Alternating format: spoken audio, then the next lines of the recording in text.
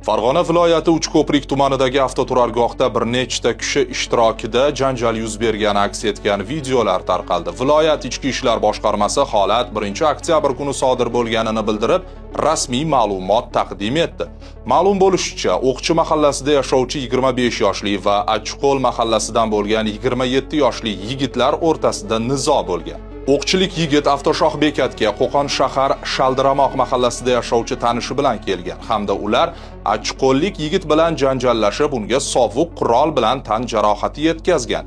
Janjalga Achqo'llik yigitning tanishi aralashib, Equinox mashinasida Shaldiramoqlik yigitni bosib ketgan. Janjal oqibatida ular shifoxonaga yotqizilgan. Holat yuzasidan Jinoyat kodeksining 25 orqali 97-moddasi bilan jinoyat ishi qo'zg'atilgan. Voqeaga aloqador shaxslarning barchasi ushlangan.